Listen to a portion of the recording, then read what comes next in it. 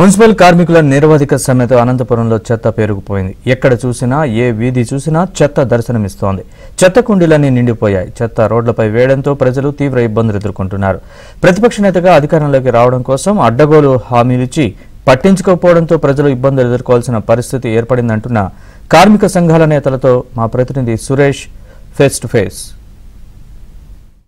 అనంతపురం నగరం చెత్త నగరంగా మారిపోయింది. ఎక్కడ చూసినా చెత్త పేరుకుపోయింది.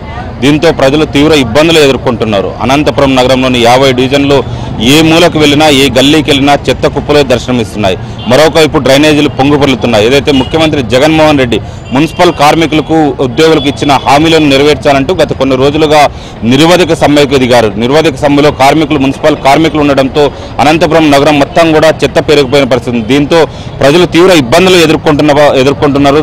ప్రస్తుతం తాడిపత్రి బస్టాండ్ ప్రాంతంలో ఉన్నాం. చూడొచ్చు, చెత్త మొత్తంగా కూడా ఇక్కడ పేరుకుపోయింది. కార్మికులు నిరవధిక సమ్మెలో ఉండడంతో కార్మికులు తమ డిమాండ్ల సాధన కోసం సమ్మెబాట పట్టడంతో చెత్త తీసేవారు కూడా కరువయ్యారు. దీంతో ప్రజలు తీవ్ర ఇబ్బందులు ఎదుర్కొంటున్నారు. ఇప్పటికే అనంతపురం జిల్లాలో కరోనా మహమ్మారి విజృంభిస్తుందంటూ కూడా ఒకవైపు ఆందోళన నేపథ్యంలో చెత్త మొత్తంగా కూడా ఈ తరహాలో పేరుకుపోవడంతో ప్రజలు తమకు ఎలాంటి అనారోగ్య సమస్యలు వస్తాయన్న ఆందోళన కూడా కలుగుతుంది. దీనిపైన మాట్లాడేందుకు టీఎన్టీసీ జిల్లా అధ్యక్షుడు లక్ష్మీ నరసింహులు మన దగ్గర ఉన్నారు. నరసింహులు గారు, ఏం చెప్పదలుచుకున్నారు? కార్మికులు డిమాండ్ల సాధన కోసం ఆందోళన బాట పట్టారు. ప్రభుత్వం మాత్రం వాళ్ళ డిమాండ్లను నెరవేర్చడం లేదు.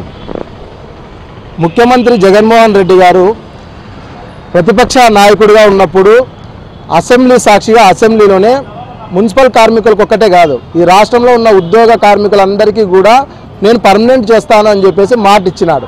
ఆ మాటను నిలబెట్టుకోవాలని చెప్పేసి ఈరోజు మున్సిపల్ కార్మికులందరూ కూడా ముక్త కంఠంతో 50,000 మంది ఉన్నటువంటి మున్సిపల్ కార్మికులు ఈరోజు నడిరోడ్డు మీదకి వచ్చి సమ్మె చేస్తున్నారు.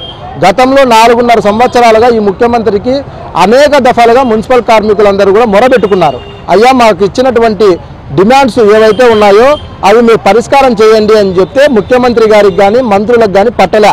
అందుకనే ఈరోజు విధిలేని పరిస్థితుల్లో మున్సిపల్ కార్మికులు సమ్మెబాట పట్టారు. ఈ మున్సిపల్ కార్మికులు సమ్మెబాట పట్టడం కారణంగా ఒక అనంతపురం నగరమే కాదు, యావత్ ఆంధ్రప్రదేశ్ రాష్ట్రం అంతా కూడా చెత్త ఆంధ్రప్రదేశ్గా తయారైపోయింది.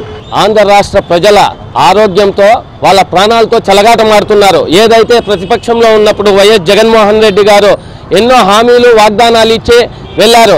పారిశుద్ధ కార్మికుల పట్ల ఇంత పైశాచికంగా పాశవిక మనస్తత్వం గల ముఖ్యమంత్రిగా ఆయన ఖచ్చితంగా నిరూపించుకున్నారు. ఈరోజు చూస్తూ ఉన్నాం, మనం నగరంలో చూడండి, మొత్తం డెంగ్యూ వ్యాధి, టైఫాయిడ్ ఎక్కడికక్కడ, మళ్ళీ ఇప్పుడు కరోనా మహమ్మారి సోకుతా ఉందని చెప్పేసి వస్తూ ఉన్నా కూడా పారిశుద్ధ్యుల్ని ఏమాత్రం పారిశుద్ధ కార్మికుల్ని వారి న్యాయపరమైన కోరికలను తీర్చకపోగా వాళ్ళు రోడ్లకెక్కారు.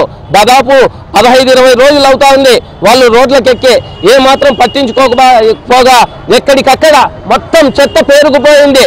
అంటే వీళ్లకు కనీసం స్పందన లేదు. స్థానిక నాయకులు కూడా వచ్చి వీరి న్యాయపరమైన కోరికల గురించి మాట్లాడడం లేదు.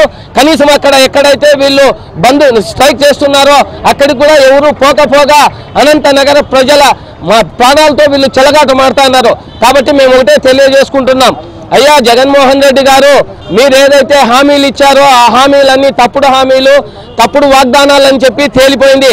ఇప్పటికైనా మీరు కరోనా మహమ్మారి మళ్ళీ ఒకసారి విజృంభించుతుందని చెప్పేసి మొత్తం ఆరోగ్య శాఖ అధికారులు వెల్లడిస్తున్నారు. అంటే ఇది కూడా మీరు పట్టించుకోకపోగా మొత్తం ఆంధ్ర రాష్ట్ర ప్రజలను ఇప్పటికే మీరు మొత్తం అంధకారంలోకి నెట్టేశారు. ఆంధ్ర రాష్ట్రాన్ని అప్పులాంధ్రగా మార్చడమే కాకుండా ఇవాళ ఆంధ్ర రాష్ట్రాన్ని చెత్తాంధ్రగా కూడా మార్చిన ఘనత మీకే దక్కుతుందని చెప్పి మేము తెలియజేసుకుంటున్నాం.